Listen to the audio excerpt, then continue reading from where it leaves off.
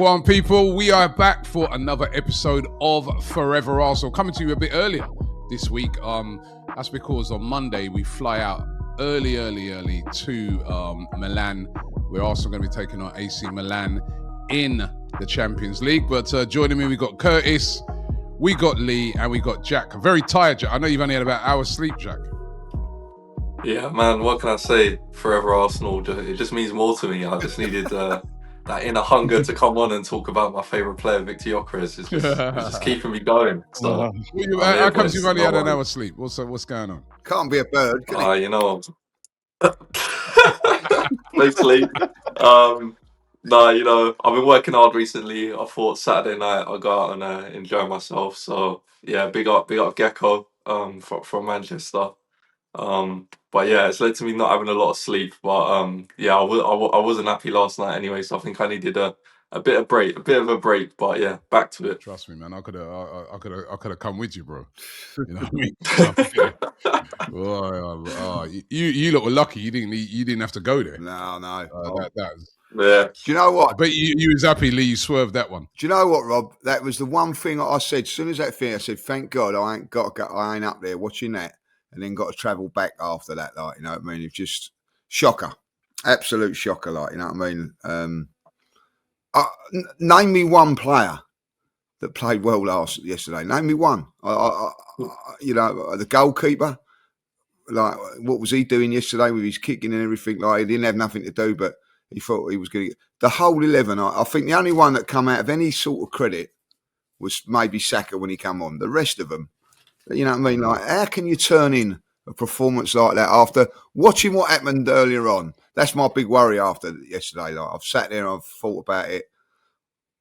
How can you, all 11 players, turn in a performance like that after what they see on Saturday? I don't know if you see Wayne Rooney, and he said that watching games like that can take a bit of energy out of you. Well, they must have watched it 5 times yesterday then, like, you know what I mean? That's all I can say.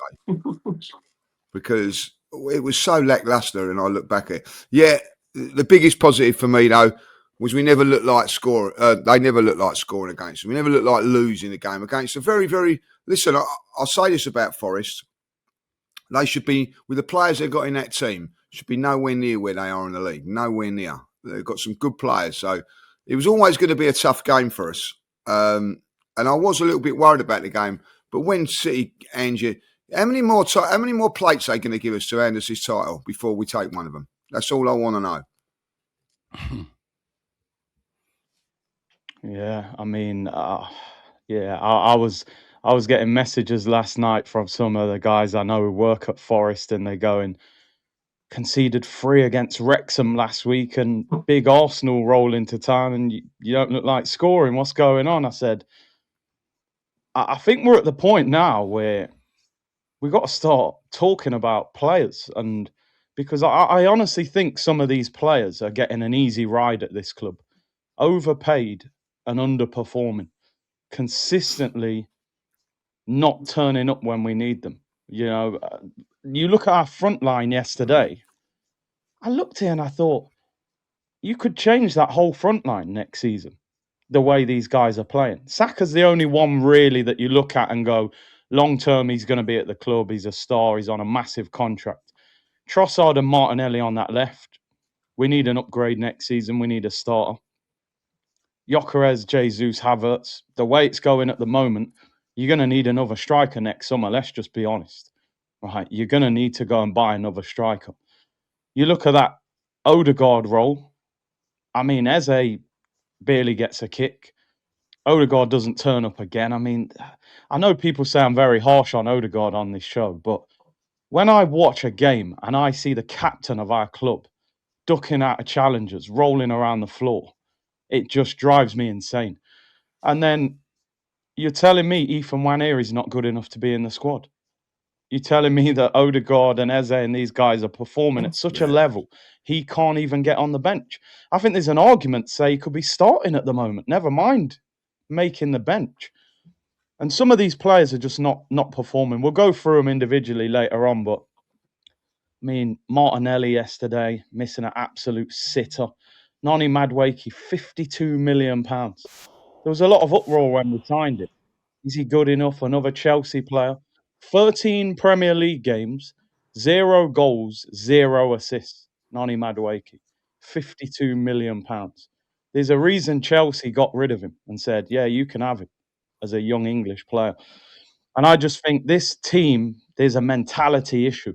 Arteta's part of that as well, by the way. I don't really blame him totally for yesterday, because as a team, watching that Man City defeat, I don't know, you shouldn't even need a team talk. Arteta should have gone in there and just exactly that. at the screen and said, if that result doesn't motivate you, you're never going to win anything. Do you know what I mean? He shouldn't have needed to say anything. But what bothers me is this is the second time City have dropped points and then we've drawn. We drew 0-0 with Liverpool, never looked like scoring. Liverpool draw at home with Burnley yesterday. Yet we played them twice, didn't score. And then Forest, as I said, conceded 3 last week against the Championship team. Sean Dyche, I've seen things in Nottingham this week. Sean Dyche could get sacked if we beat them yesterday. West Ham beat Tottenham. They were all over the place. They couldn't believe it. West Ham 4 points behind them after beating Tottenham. If we beat them, they're in massive trouble. And I don't even think Matt Sells had a lot to do yesterday, apart from that one he tipped wide from Saka, the header. Easy game for them, really. So, listen, opportunity missed. And now, after cheering shamelessly Man United on yesterday to beat Man City, now we've got to play them next week. And it now looks like a dangerous game. And Lee looks like he's got his Inter Milan hat on already. You know what I mean? He's prepared for Italy at midweek. Can I just come here? Just the one thing I've got to say about this, and I totally agree with everything you said there, Curtis. I do not put this one on Arteta. I put it on Arteta at Liverpool, right? And I go back to that Liverpool game. We never went for it, and that's down to the manager, right? When you look at Liverpool again, as you say, against Burnley, right? But yesterday, for me, I'm giving Arteta a massive pass on this one. I don't think tactics-wise, you can look at him yesterday. I'm looking at the 11 players, and exactly what you said there is right. He just walks in the dressing room, to me, he goes, you know how to set up, lads. Go and win the title today, like, you know what I mean? And not one of those players steps up to the plate and are going from 1 to 11. Declan Rice was nowhere near at the level he was normally at. Zubimendi, Martin Odegaard, right? I'm telling you this now. You go on about, I'm going to go on it and I'll keep going on about it. Yes, Miles Lewis-Skelly's had a couple of bad games. Yes, he's been dropped. But how comes there's players in this team, i.e. Martinelli, gets hooked off at half-time, right? And then other players continue to play. I want to see now, I'm not blaming Arteta for this, but come next week against Man United, I want to see him as ruthless as he is on these youngsters as he is on some of our senior players. Because the performances of some of them yesterday was not acceptable. Martin Odegaard now has put in 2 woeful performances against Liverpool and yesterday when we needed him. When we need your captain, you need a player to step up and perform and lead this team. He has not done it. And whether it's Eze or Wanyeri, someone's got to come in there. Like Wanyeri's been left out, and at the end of the day, justification I can take on certain players. Justification on Miles Lewis-Skelly because Calafiori's playing really well. Justification on Martinelli because Trossard's done really, really well. I want to see some justification there in that middle of the park. I really do, like, you know what I mean? That was not acceptable, his performance yesterday, and I'm a massive fan of his, like, you know what I mean? But that was not acceptable, and those 11 players yesterday let Arsenal down, and if they are going to go and win this title, they've got to put in better mental performances than what they did yesterday. The shocking performance against Liverpool was backed up with another one yesterday by certain attacking players. I think you can't include 3 of the 4 defenders yesterday. I thought done okay. Saliba, Gabriel and Ben White. The rest of them, you know, so what's that? 3? My maths ain't the greatest. 8 players yesterday were well below par. Well below par.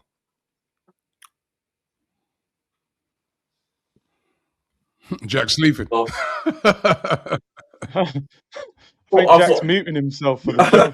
I thought Robbie was going to say something. No, I tried to agree with what Curtis said, really, that I think yesterday was like a culmination of like stuff that has been slowly creeping up on us in terms of what our Premier League top goal scorer still has 5 goals. It's still Gyökeres. and 2 of them were penalties. So you look at the other teams. Man City have now got the first and like 4th top goal scorer in their team, as well as like Shirky and Foden, etc., that can pop up with goals. And I know we go on about our defense and how good we are defensively, but I even thought yesterday, I thought Ben White, I thought he played well, but I thought it's hard. It's exactly what you're saying. Like, I couldn't even blame the manager. I think yesterday Ben White played all right, but he was just getting skinned a few times, and I don't think it's just he wasn't good enough. Like, he just hasn't got that pace to keep up with him sometimes. And Timber at left back, I don't know. I mean, I think he's one of the best right backs in the world, and I know he started off playing left back for us, but I just don't know how Skelly didn't come on. I thought he was poor at left back. I thought his whole passing angles were off. I know he kept coming into the middle and trying to dictate stuff, but I just don't think that left back role was for him, which didn't help from building from the back. Zubimendi, I thought was poor in terms of like sloppy. Everything you did associate with Zubimendi he was not doing. And then Ødegaard I think is the main one for me in terms of I've actually backed Ødegaard. I don't think you see much from me in the show. I've sort of spoke against Ødegaard, and I just think yesterday the main point is that like you guys said, it did not need a team talk to get something out of our players, and that's maybe where you do look at something like the captain's armband and ask for a little bit more, and he's not showing it. And I know Arteta's been very vocal on the fact that the players chose the captain, and the players are all very, very in unison that Ødegaard is their captain and stuff. Well, that's great, but he needs to show it to us because we didn't choose him as the captain. The players are telling us, yes, this is the guy that needs to be the captain and lead us. Well, he's not showing us it, and it's even after the game, the body language. It's like I cared more. I was getting giddy getting into that game, thinking like, oh, I was texting my mates. I was going, mate, we're gonna go 9 points clear. Like this is amazing. Like I'm even having a look at like, oh, if we did win, like we'd win by this game week, and then the parade would be this week, and I'm sort of already getting that into my head. I'm sat there celebrating Mason Mount offside goals for no reason, and it was just like yes, I wasn't even too angry. It was just like I think Lee's fan cam. He's just disappointed. It's just like what we've been through this for so many years, and we finally thought this was the year that we start taking advantage. I know it's not over yet. We gained a point on City at 7, not 6 now, and the bigger picture, etc. But you can't. The City that we've known for the past decade, you can't see them drop points 3-4 games in a row and not capitalize once. There's got to be something there, and I think it does lay with the attacking three. In terms of we just don't score enough goals. We haven't got a game changer. We haven't. I think I mentioned Saka last week that he was all right when he came on, and obviously Madueke started. But where's that like? It's the 90th minute. I don't know. Saka just nutmeg someone and put it top bins. You know what I mean? I'd want that like game changing aspect from him, and then. Yeah, Victor Gyökeres. I mean, I think Lee would have done a better job running from the halfway line than he did when he got put through yesterday. Jesus, but I don't know. Yeah, frustrated, disappointed, but I don't know. I can't put my finger on it anymore. It just seems to be just all happening again, and maybe I'm getting a bit upset about it. Yeah, I was like proper depressed coming out of that game yesterday because like all you guys, went into that with such a high. Like I saw the way City got absolutely taken apart yesterday, destroyed. At that game when they played, they should have lost that by about 4 or 5. And I'm thinking, if we get 9 points clear, like what you said, Jack, if we get 9 points clear, I'm starting to think that from what I'm seeing of City over the last few games, they ain't catching us. They're not. I don't personally think this City team are going to go on a long run like what they've done in previous seasons. I just don't see it. That was 2 years ago that they did that. They weren't great last year. And I just look at them this year. And even though they've brought in players and they're bringing in players, I still don't feel, right? So I felt 9 points yesterday. I'm not saying it's unassailable, but I would have said it would have put a significant advantage to us. And I agree with everything you guys said. The performance by everybody on that pitch. I think you're right, Lee. You can take the defenders, apart from Timber, he wasn't up to his normal standards. But everybody else on that pitch, it was simply not good enough. And I think the problem is this, right? You said it earlier, Curtis, that when Forest played Wrexham put 3 past them. When they played West Ham went. But the problem is, right, when those teams play against Wrexham's, West Ham's, anybody else, they don't play like how they play against us. We are playing, right, 19 low block FC teams, probably apart from teams like Chelsea, who will maybe come and play. And any team that comes to play against us, we know that we're going to be all right. We'll score goals, we'll look good. But the problem is, most teams are not going to come and play like that. We know it's Sean Dyche. We know what he's going to do. We know he's going to be low block. Liverpool played a low block. We've just played two teams who've not had a shot on target. Both Liverpool and Nottingham Forest. We are playing teams that are coming to survive. Even Manchester City came to the Emirates and low blocked it.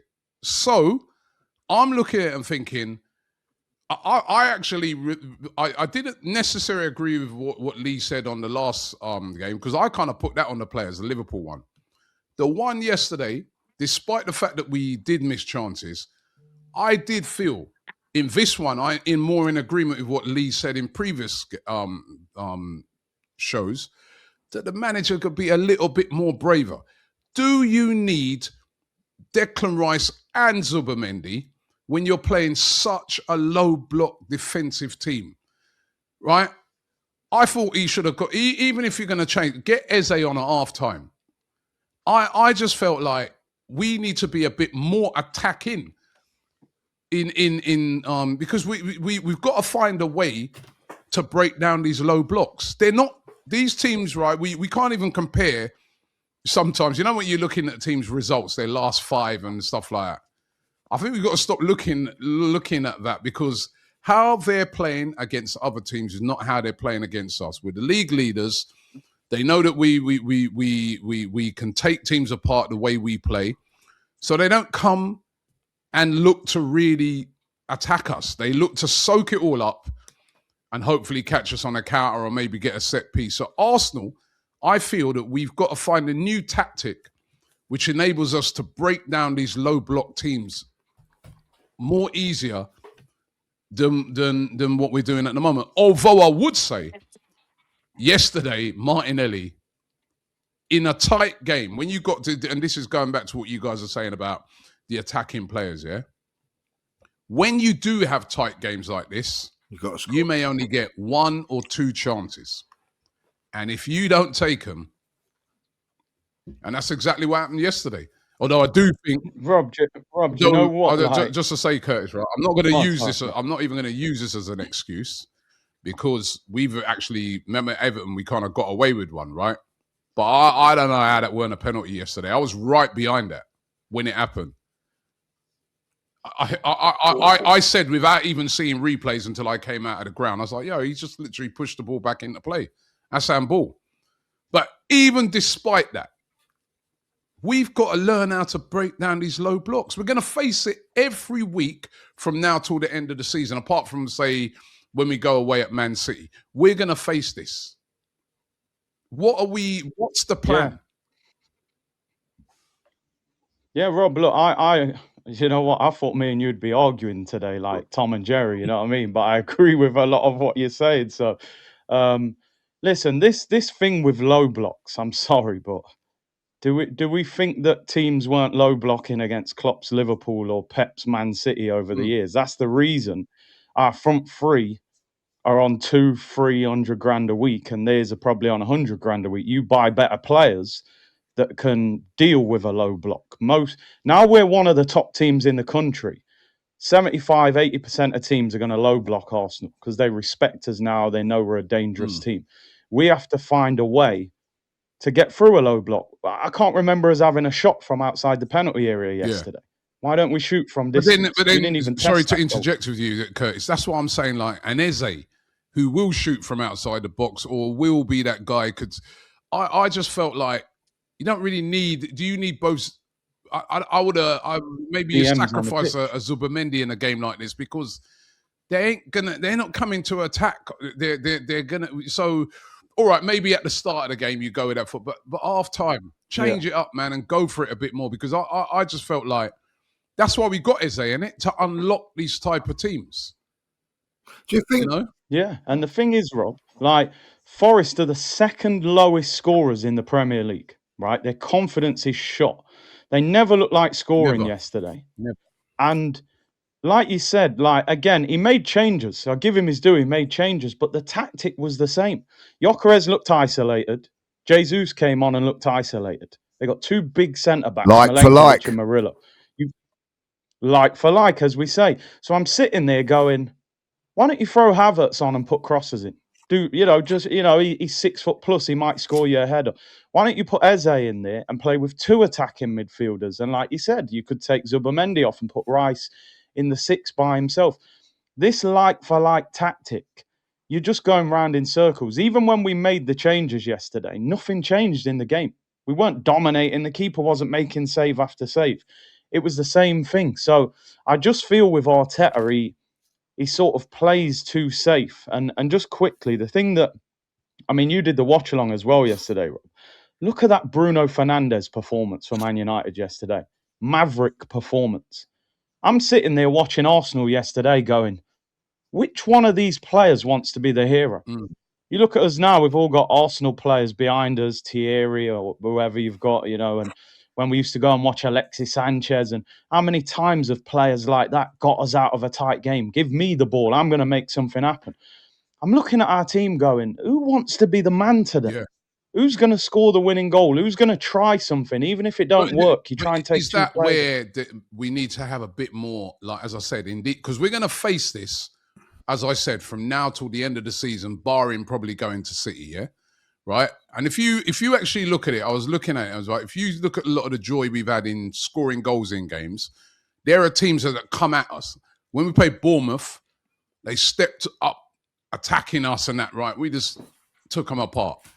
Teams like that come, it's not really an issue, but it's these teams that are coming, sitting low block. When Wolves came, they did it really well organised. We struggled to break them down. We struggled to break down yesterday. Liverpool came, didn't really show a lot of ambition, struggled to break them down. And a lot of teams, but then when a team comes like more attacking, like say Chelsea during the week, yeah, we're fine. We have to find a way. There has to be a strategy that makes us a lot more attacking in these games when we face these type of teams that are going to come and really they're like very, very happy with a point. And like you said, a lot is, yeah, we're top of the league. It's out of respect for us. This is what we're going to face. City have faced it over the years, like you said, so have Liverpool, because teams know if you come stepping on them, you're going to get absolutely battered. So we need to find a way. I just feel that it's the same formula that we just keep using, and we got to find a way. I don't think we get the attacking players even involved enough at the moment. I didn't think the first half was that bad, to be fair. Like, I mean, if you break it down, Martinelli should score. There was the cross from Ben White when no one's in there. Zubomendi went through. It was a lovely throw. The pass wasn't quite accurate enough, And so you think, right, okay. If I'm going to blame Arteta, there's two things I'm going to blame Arteta for. Completely got it wrong against Chelsea by playing the strongest team in the cup competition. In 2 days later, going to Forest, said that Madueke should have played against Chelsea, right? At the end of the day, Saka should never have played against Chelsea, and a couple of other players shouldn't have. He should have played Martinelli against Chelsea as well. And I think that at the end of the day, when you come to these games here against a team like that, you've got to have fresh players. That's one thing that I blame for, fresh players. And I think that at the end of the day, Eze was fresh. Yeah, so that's where I'm saying that maybe Eze should have played against Chelsea.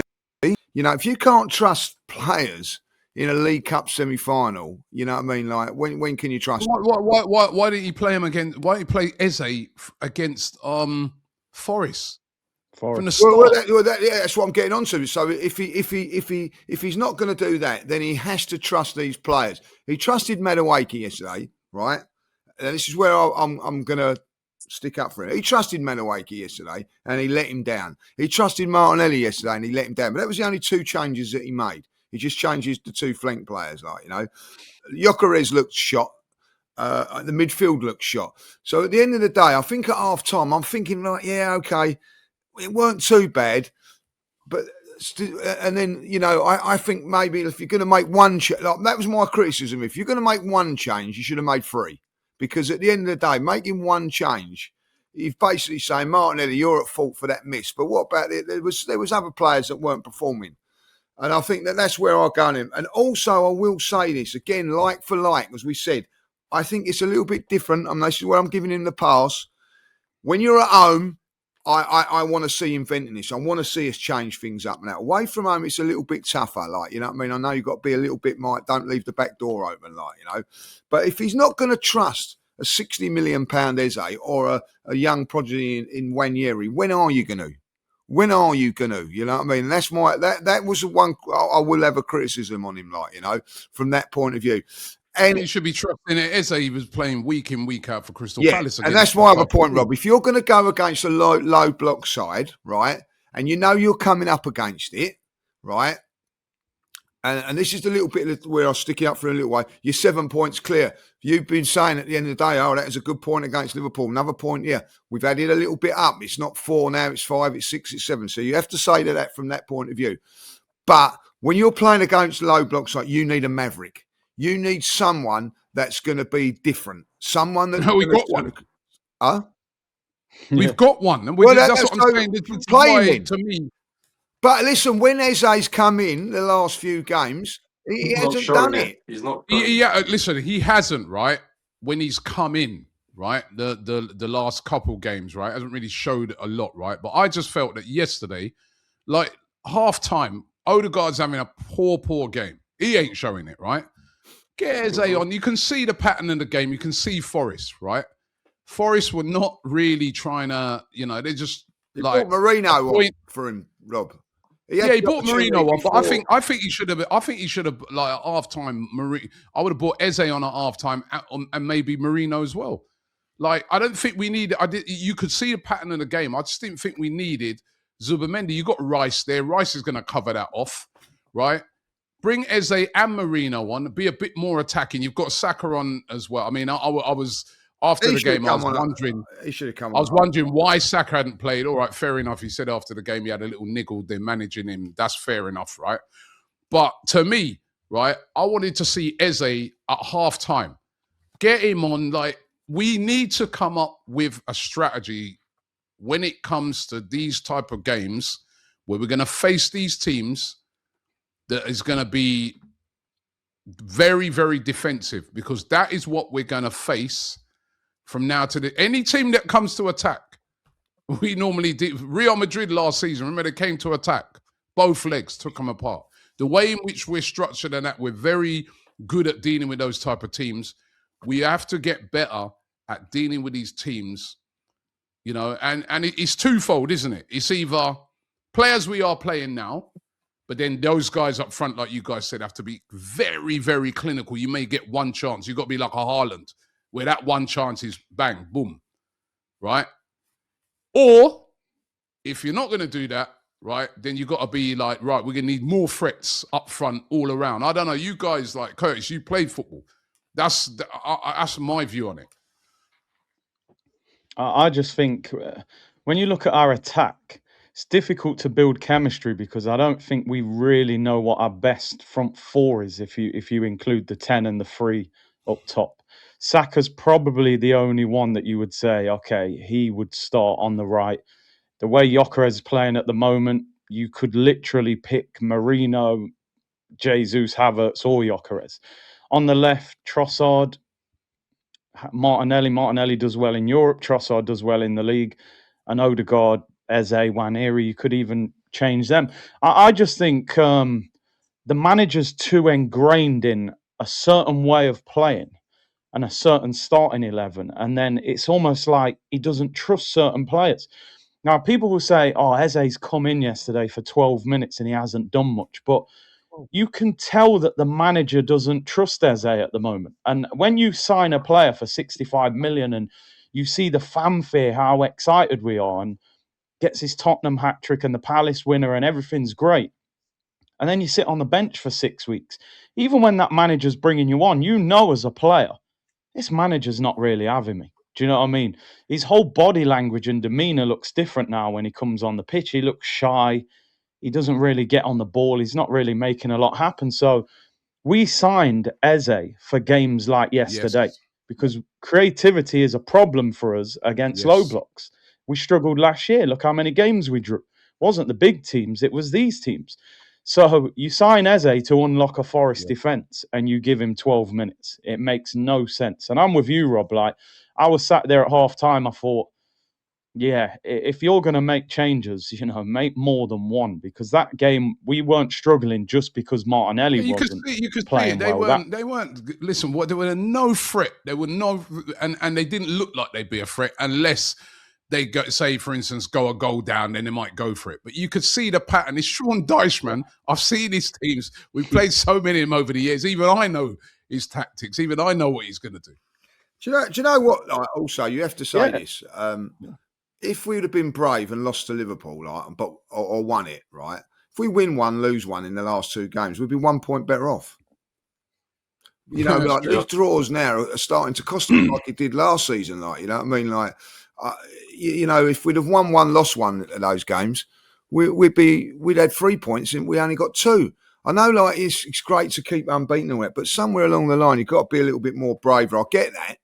I do get that, what you're saying, like, you know, but I think that's a great point also you make there, because you've got to trust the manager. You know, like, it's like if you're playing even like Sunday morning, like the game's 3-0 up, I'll get Robbie Lyle on now, like he can have 10 minutes. You know what I mean? Like it's that's a bit odd. It's sort of like, do you know what I mean? Like, I don't like, all right, like, or you're losing 3-0, oh, you can have 20 minutes. But it's those games when it's 1-0. He did bring him on yesterday when it was 0-0, but only with 10 minutes to go. Like, do you know what I mean? When we're going to be a little bit more open, could he have gone 15 minutes earlier? I don't know. Like, you know what I mean? At half time, the guy's freshly. The guy didn't play. I get it. At half time, he didn't play against. But I think at half time we weren't that bad. I didn't think we was that bad. I thought we was woeful in the second half. I didn't think we was that bad in the first half. We was absolutely woeful in the second half when we made changes. I think maybe, you know, I don't know. This one for me is not on Arteta. I have to say, like, you know what I mean. But he's part, as you quite rightly say, Curtis, he's part of the problem as well. Like, you know what I mean. We need a strategy too. We need a signing. We need something that's going to boost us. Like, you know what I mean. It's not even just a signing, Lee. I think we need a strategy, another strategy for these type of teams. Oh, dare I say it? More of them. Dare I say it? We've got to now look back to bring back Kai. It's got to happen, like, you know what I mean. He's got to agree that he's got to be the focal point for me now, like, you know. Say to him, like, you play against Inter Milan set. I think at the end of the day, the way we play, something's not right with that front three. There's no connections, if you like. I don't know, like, you know what I mean. There's no 1-2s. There's no, like, between the 4 of them. There's no, it breaks down. I don't just think it's just that, man. I think there's not enough creativity and that, right, in these type of games coming from midfield. There ain't. There's not, but there's a quality issue as well. Like we said, we were talking about on here how Gyökeres doesn't get enough chances or people aren't passing in the ball. Well, yesterday he's gotten a lucky one. Murillo's missed the ball and he's through on goal. And it was literally like a picture frame of all the goals we've seen him score for Sporting, where he's got like 40 yards of space to sprint into and he just hammers it at the keeper. I get the ball was bobbling, but for Europeans, elite strikers, you're telling me he got done by a bobble and he can't control it under his knee, and he's got Murillo managing to get back and get in front of him, and it's like, I don't think any tactics or any manager or anything is going to have a say on that. Your £60 million striker's clean through on goal of 30 yards to run into, and he barely got a shot away. He only just got about out and we got the corner. The only thing that's worrying is it seems to be like patterns. I mentioned patterns a few times, that some of the stuff we're talking about now, we were talking about this time last season. We were talking about the fact that we need a left winger.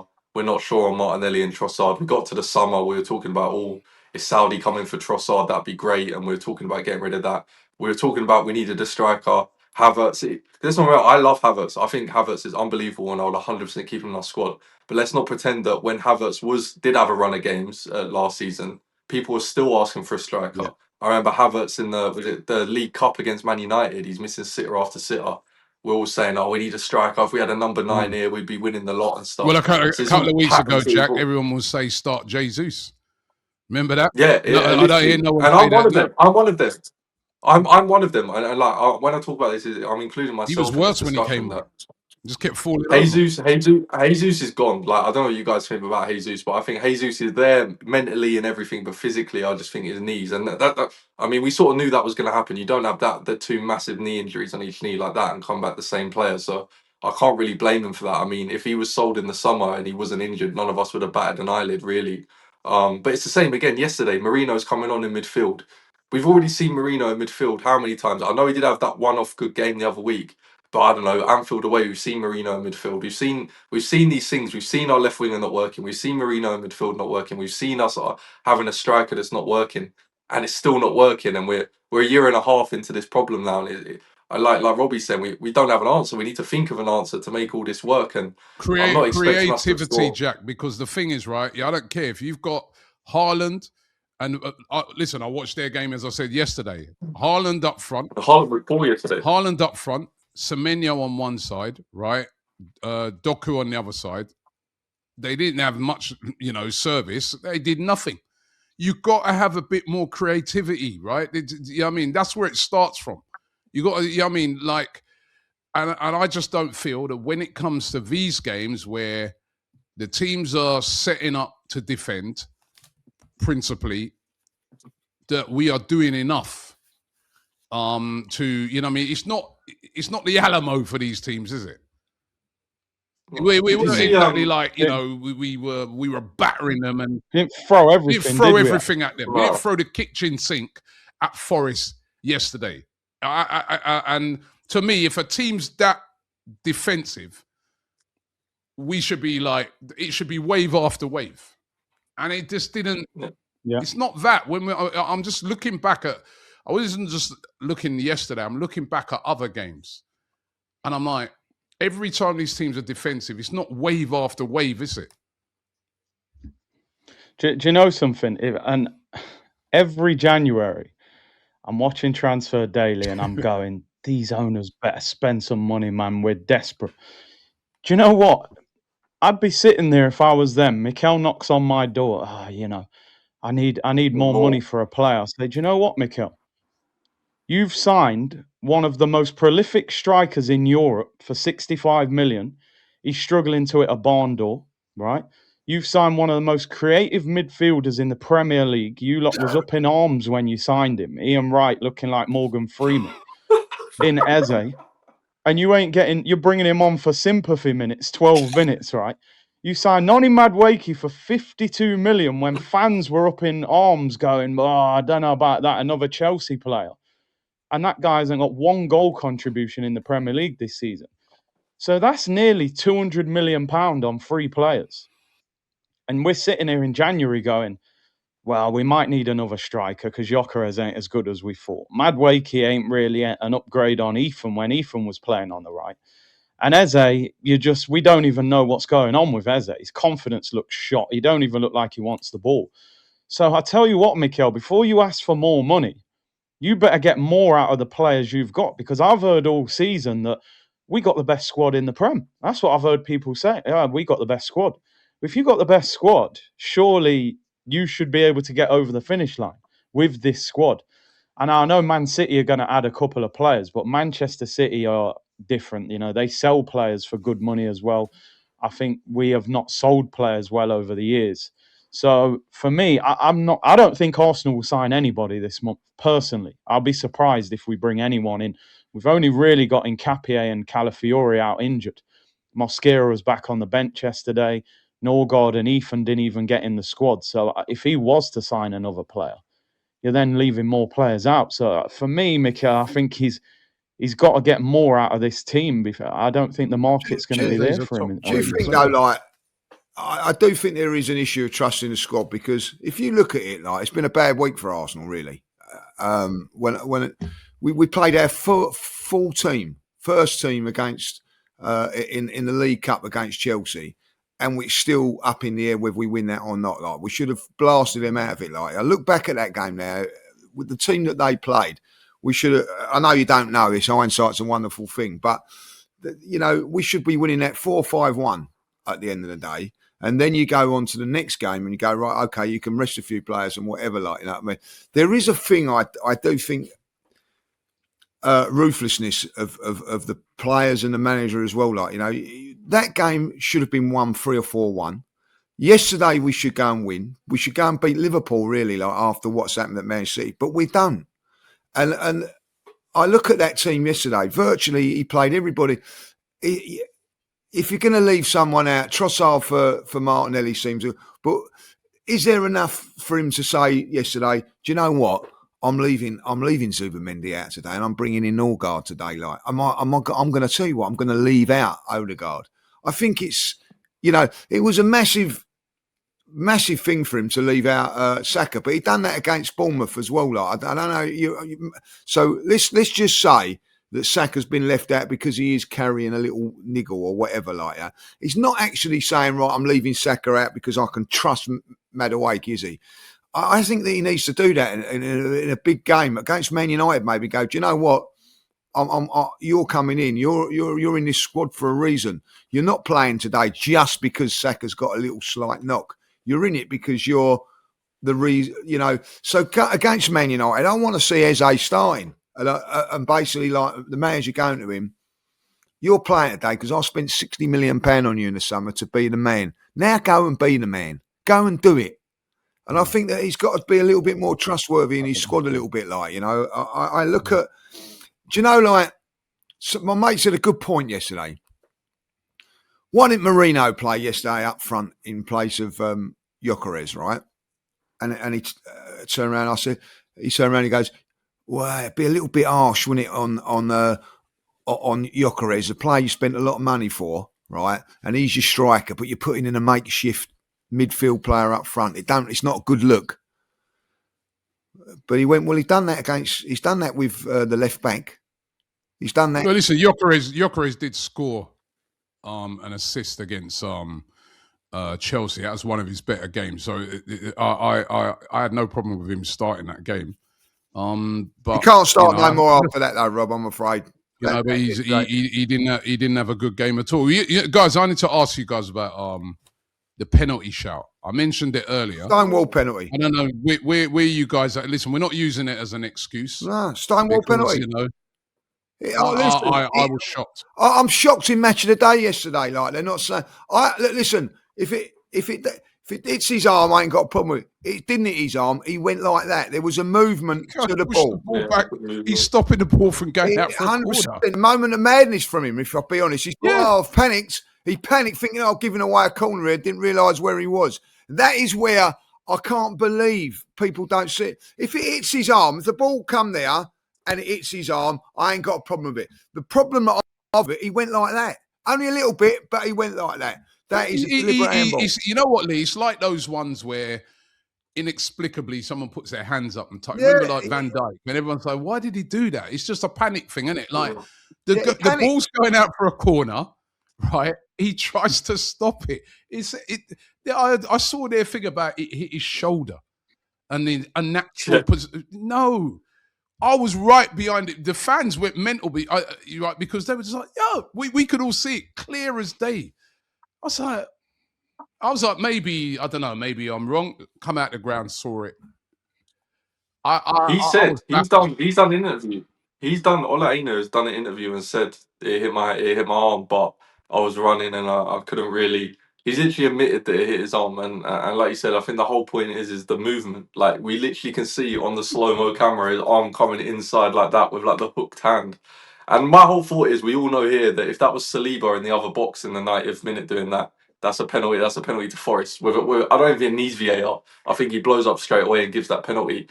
And it's just a thing of consistency. I think the tweet, you get the PGMOL like referee center or something that puts like a tweet out that gives you like the worded decision of why. And yeah, they're saying it hit his shoulder first. But I've watched the clip and it doesn't hit his shoulder. It doesn't graze his shoulder. It doesn't hit his shoulder. It literally drops down onto his arm and he brings it in. And he's stopping it from going out for a corner. And I like it, it's annoying because I feel like we've backed ourselves into a corner now where these things have happened before and we've gone on a rampage about it and all this, that people think that we use it as an excuse. And like you said, we're not trying to use this as an excuse, and it's taken us 45 minutes into the pod to properly get into it from our point of view. But it's when the titles could be won and lost by 1-2 points, you don't want to be looking back and the PGML going, "Oh, sorry guys, we got that one wrong, but enjoy second. We're sorry you didn't win it this year. Oh, my bad." And it's like and the whole point is there's never any action. Like whoever was refereeing, whoever's VAR in that yesterday is going to be back on a game next week. Wouldn't shock me if they're on our game against United. They give them the big game. So there's no repercussions on whoever made that decision. You've got the player coming out saying it hit his arm. You've got clear video footage. You've got Jesus standing there holding his arm up when it happened. You've got fans calling for it. And you know what was Keith bad? Hackett, the ex-referee, he said it was handball because The they check didn't got it even wrong. seem to be that long. It's 100% a pen, 100%. Yeah, like you said, it's one of them. I think it was just a reaction from him, like, "Oh, keep the ball from going out." And afterwards, he's probably thought, "What have I done?" Yeah. Do you know what I mean? But I just don't. And people say it's harsh. I just don't like going down the referee route kind of thing because, to be honest, earlier in the day, you know, I'm going, boy, Dallo should have got sent off. Curtis, that's a that one, right? I was doing wall red. Curtis, I was doing a watch thing to it, right? And I saw it, right? And I said, listen, at the time, you go back and watch it. At the time it happened, I said, much as I want City to lose today, that is a definite red. He's got to go. I could not believe when that was it not, come on, what's the... You know what? When I see decisions like that, there is no point in the VAR. Just go back to like when we had the FA Cup the other day, just get on with it. There's no point. I honestly think we're at a point now, and I always say VAR is not the problem; it's the people running it. Because VAR is, it's there to help. But if I was, because I don't know about you, I enjoyed the cup games because you saw the goal, you looked at the linesman, flags down, celebrate. I think now you semi-automated offsides, goal line technology, and then let the referee deal with the rest. That's what I would do. I'd get rid of VAR. I think it's ruining for the fans in the stadium. Your team scores, you don't really celebrate. You go, well, let's see. Then they check it first. So yeah, them two poor decisions. Do you know what? If that was not, if I ain't got a problem that the referee didn't see that goal yesterday, like, you know what I mean, like, that handball yesterday, I'm not got a problem with that. I look at it and go, look, okay, it's missed and all that. Like, what gives me the is that when you see it and you see it happen and they still don't give it, that's what annoys me. It's like with the sending off yesterday. I don't think it's a sending off. I actually didn't think he touched it when I first see it, and I think, like, I'll let it go. But when you see it, and you see it, and you see he's took him out on the knee, and you've seen, what is it, Simmons, 3 weeks ago, accidentally tread on the Liverpool player. Do you remember? Was it? I can't remember. Yeah. Van Dijk. You see it as an accident, but they send him off. They get involved with that. I don't understand it. I don't understand what the thinking of it all is like. I don't. You know what I mean? Like, if I'm watching that game, I'm thinking to myself, look, we know that he's accidentally done it, but you don't let him off, and then all of a sudden you let somebody off in there. And is it they let them off because it's a big game or whatever like that? Ain't how it's supposed to be done, boys. Obviously, that's obviously why they did it, but it shouldn't be.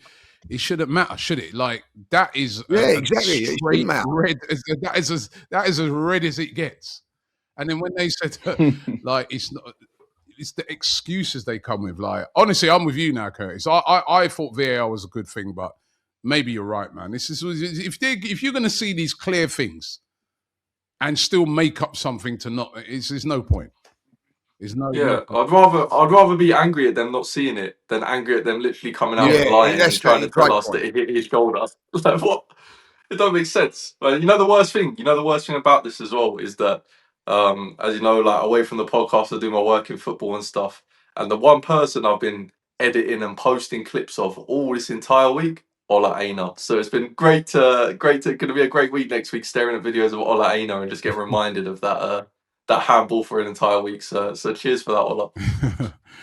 Guys, what I wanted to just first of all, prediction table. we all got that wrong. So that kind of all stays the same at the moment because we all got that wrong.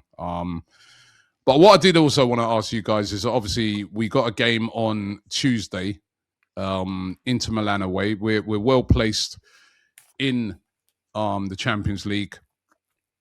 I want you to get your predictions, but also I want you to, maybe not you, Lee, because I know you're going to do a combined. Well, just in general, I want to find out about what would be your plans for this game if you were the manager? What would be your plans for this game? So your prediction and your plans. For me, a complete change. Complete change. I want to see wholesale changes. I don't want to see certain players playing. I want to see Havertz playing up top, see how fit he is. I want to see midfield changes. I want to see lots of defensive changes. And I think Inter Milan will win 1-0. I've given away my prediction already, but that's what I think. I don't think we'll win this game. Yeah, I mean, I don't think we'll win. I mean, for me, I don't really care if we win or not. If it wasn't Inter Milan, I wouldn't care at all. I think the only reason I care a little bit is because it is Inter, and you always like to beat the big teams. I think the only thing I would call for is Havertz to definitely start. Havertz has to start. Just so he's been on the bench, he's come off the bench a couple of times, just to see if he's got that 90 minutes in him, see what he looks like. So I'd want Havertz to start. Apart from that, I'd be happy changing the entire 11, to be honest. I hope Norgard plays. I'd love Ethan to play. Obviously, he's not for some reason. I think Timber, Declan Rice, and Zubimendi are the three key ones that definitely I wouldn't even travel. Them three there, they've been overplayed. They're playing too much. They look poor considering where they're so tired. I don't want to see them three play.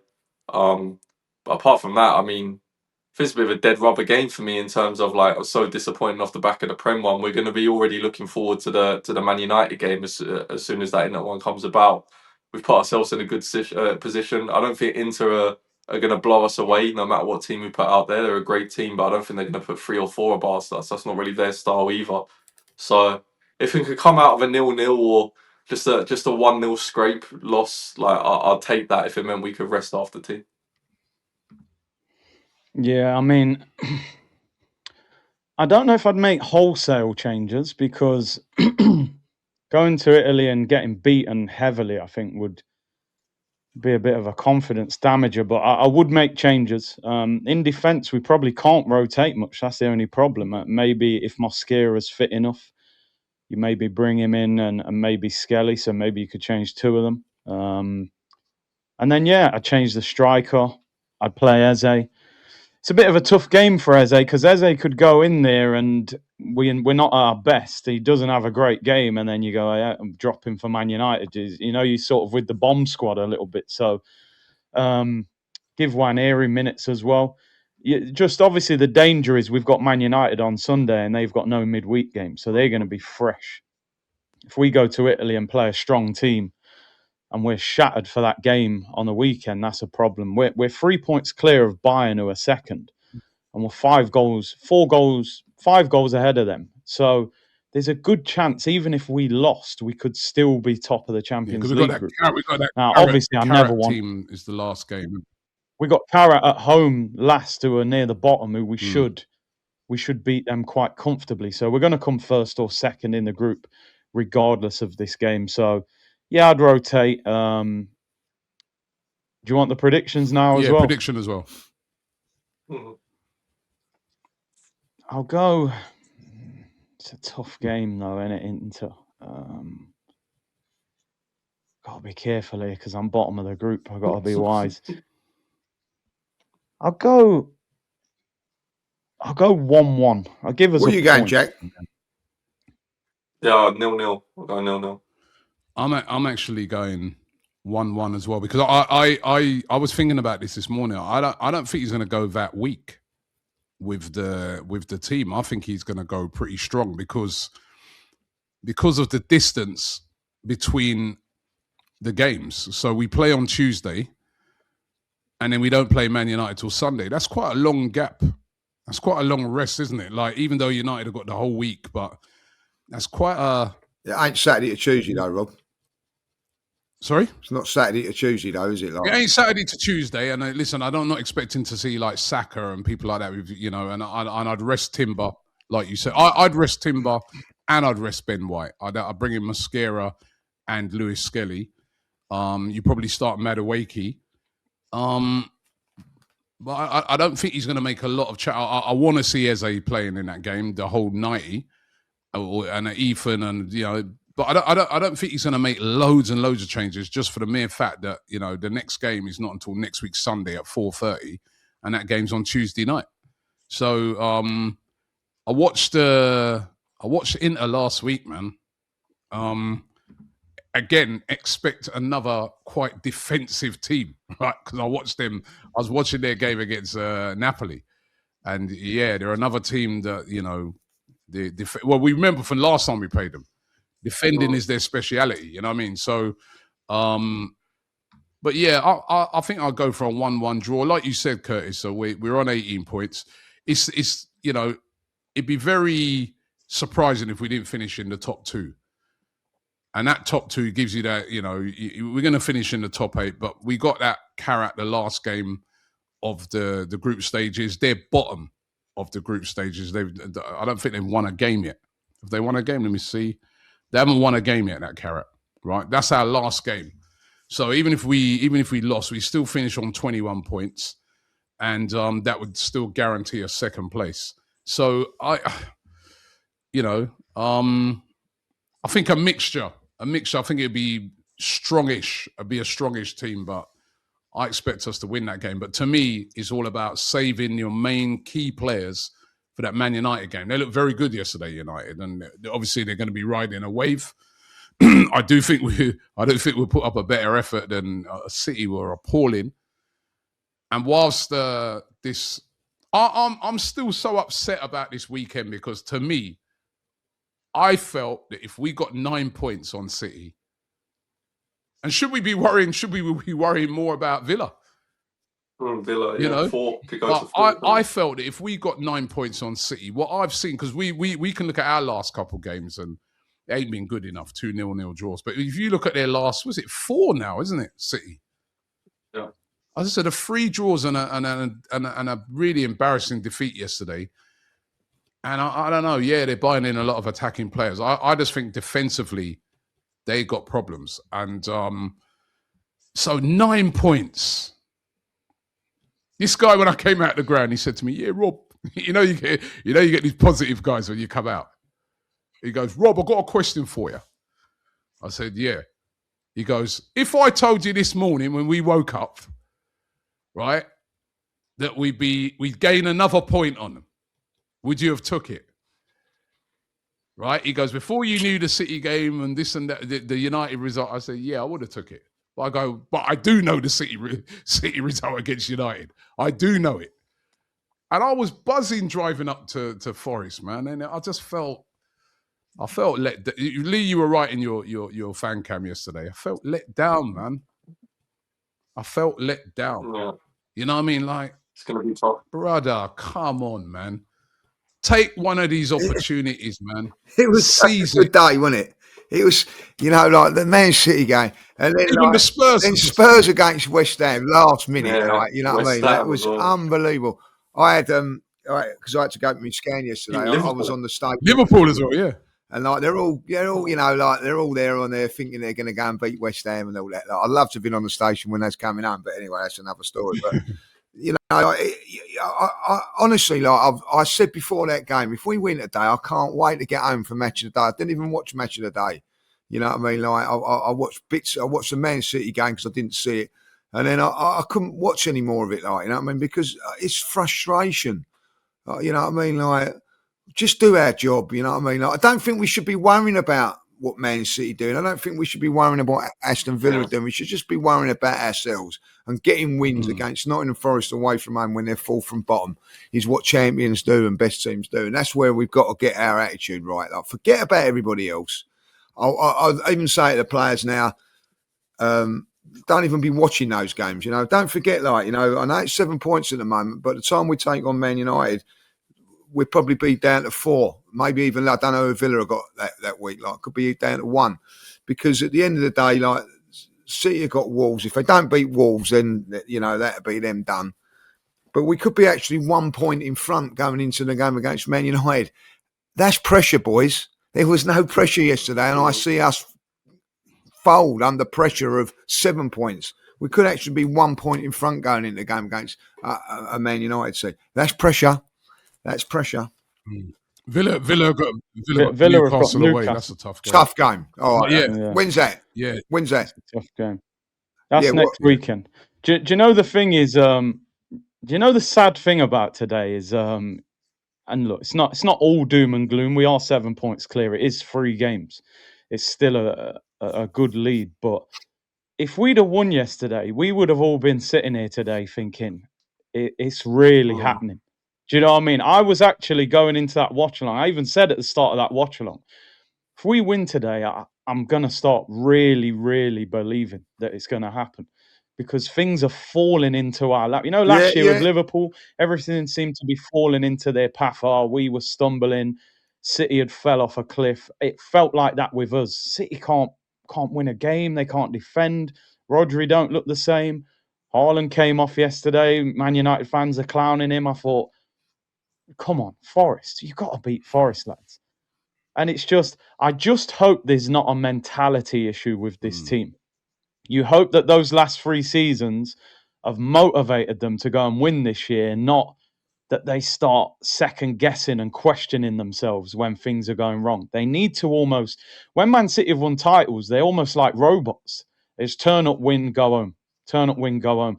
I still think we're quite an emotional group. And I get it. I get where that emotion comes from. But we've just got to focus. And like you say, Lee, next week there could be more pressure because City played before us. They got Wolves at home. I think they'll beat them comfortably. And then we're going to have United. So we could have had an easier weekend. It's now going to be a harder weekend. But the week after that, City have got Tottenham away. They might have a new manager. And then they've got Liverpool away. So Tottenham away is easier than Wolves. Yeah, no, it probably is. But Thomas bounce. Frank probably be gone by then, so you never know. They might have someone else. But no, we've seen. I was seeing earlier that Palace are thinking of sacking Glasner. Oh, yeah. Oh. Well, his interview yesterday was like that. These managers now are just like, yo, sack me. You know what I mean? Just coming out and saying some madness now, man. You know what I mean? He said he didn't care. They were like, "Do you care?" He was like, "I don't care if I be in it." He'll come out when he plays the next game with a Brighton Cup. That'll do it, like, you know what I mean? So yeah. I think that gay sale has sent him over the edge. He's gone, hasn't he? Like, you know what I mean? Just before we go, can we get everyone's comments? Yeah. Of the day. Yeah. After you doubted mine last week. I never doubted. You know, I never doubted you, my man. Like, you know what I mean? Like, yeah. I'll do mine. Robbie spent the whole stream on his laptop researching tomorrow's transfer daily. Updates on Mbappe to Arsenal coming tomorrow morning. That's what's that was from this is Renegade Master. Very funny. Very funny. I don't know if you saw it. Did you see the Real Madrid fans yesterday? Vinny was crying. They all got booed, didn't they? Before the game, during the game, white handkerchiefs. I say to people, when people say, "Yeah, Robbie, you know, some of the people you get on AFTV," I go, "Yo, bro, that's nothing compared to them teams. Nothing." Real Madrid, man, they're chasing after Vinny's car as he's leaving the stadium. They don't mess around. They can have I got one. So Tar Vivor said, "It's a good thing Curtis compared Lee to El Neni. Never the flashiest, never the best, but at least he's always available, unlike the rest of the squad." I like that one, though. You didn't just throw me in it. I think you've been here for every show, Lee. I know, Even in Dubai, I've gone down that route as well, Mr. B 2936. Experienced El Nini is diabolical. Sorry, Lee. The judges laugh out loud, like, you know what I mean? It was a bit. I think I'm a little bit more than El Nini, like, you know what I mean? I thought it was a little bit harsh from my bro. You know what I mean? Like, we've been getting good things going together, and like you've done me there, like, you know what I mean? Another one that I had, next time I'll give you a better player. Which than was that. a good one. Who dragged Jack out of bed looking like a prime trossard? Like, you know what I mean? There you go. Oh, you took my comment, man. You took my comment. Oh yeah, of course I have. Like, he's gone down that route again, and he like, you know what I mean? No, I was actually about to say that someone has called me looking like Prime Trossard, and I was going to go, if you thought I looked like Prime Trossard last episode, it's going to be even worse this episode. No. No comment. No, what was the other comment? Big up the other comment that I actually forwarded into our group chat that said, "You man, give my points back." So for that guy riding out for me in the comments, big up you. But yeah, sorry. To be honest, I've had a few. If I was Trossard last episode, a few comments, and my mum's partner Bill reckons 2 points is too harsh. You know what I mean? Just the 1 point, boys. I don't know if you feel that 2 points was too harsh. Basically, you know, I'm happy to go with whatever you two want to do, but. I'm happy with the 2 points, but just remember that if one of you miss a show for whatever reason, I will be there. It's fine. Well, if you're happy with the 2 points, we'll keep it at that. Well, yeah, if you're happy with that. I got no problem with the 2 points, boys. All right, listen, guys, thank you very much. Let's hope it's a better performance against Inter, and then of course the big one at the weekend. We'll be here discussing that Manchester United. Big game, especially after their performance against Man City. Big game for Arsenal coming up next weekend. Of course, we'll be all over that. But first of all, Champions League game. Another big game. Inter Milan.